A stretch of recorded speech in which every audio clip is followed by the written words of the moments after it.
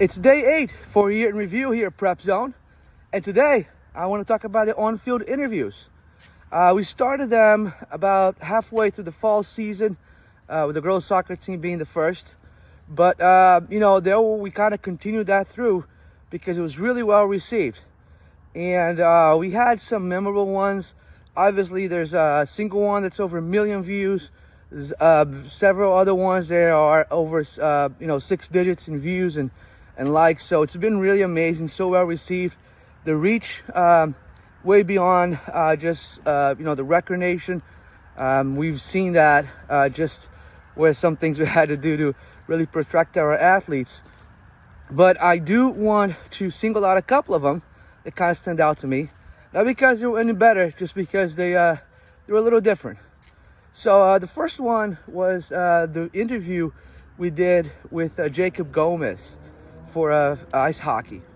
So background to that is the night before that game, we recorded a podcast with Coach Bond, who's the head coach for the hockey team. And I had told Coach Bond that I wasn't going to be at the game due to family conflict. And he was like, yeah, no problem. But, didn't have the family conflict, so I showed up to the game. And they were awesome. I mean, I was sitting right there. We had the press box. They're right in the center between the teams. I think it's not, it's official box, it's official scorers box. And, they go into overtime. They win that game in overtime against the state champ, which is Massac. And the minute's over, I kind of just slide over to the Staples bench. And, Coach Bond wasn't there. Usually have that talk with the coach right afterwards, and figure out who's going to speak for the team. But he, I was just there. And I see Jacob, who had a tremendous game, so I called him over. Him and Tyler DeMayo, but Jacob comes over first. I put a mic on him, and Jacob, as they like to say, brings the juice. And I know there was the first one that had a lot of spikes, got a lot of feedback from that. And next morning, Coach Bond texts me and says, there's definitely some buzz around it. So that was a lot of fun. Thank you, Jacob, for being so real on that interview with us and bringing such emotion to it. And we also had another one that to me was very interesting, was with the girls basketball coach, Coach Paco Fabian. Coach Paco was a few of the ones that I didn't have a chance to meet before the season. So I did research on the team. I go to the games, and we had done a couple interviews, and then we're doing an away game with him, was kind of the third interview with him. And I kind of asked him a question about how young the team is. And it was, in his defense, it's kind of the second or maybe third time that I had asked the same type of question.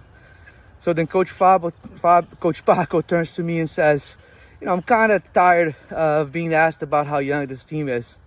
And I kind of ended the interview right there saying thank you. And then after that, Coach Paco and I have developed a very good relationship. We've communicated via text and all things like that. But, it was so great for him to just be as honest as possible after a very tough game like that. And that's one thing too. All the coaches, all the players have been so open with a smile and giving us really, a true feeling, a true, reflection of what really happened in that game. And I think that's why these interviews are so successful and so well received. So thank you for everyone that's willing to talk to us before the games, after the games, after win, after loss. So thank you so much. We really, really appreciate it. So that's it for today. A couple little stories there behind interviews. Hope everyone has a great weekend. It's Friday. It's going to be really nice weather. Get outside, enjoy it, have a lot of fun with it. And today, I want to leave you with this. Stay positive. If you focus on the good, good people and good things come to you. Be kind to everyone. Be positive. Always get after it. And go Wreckers!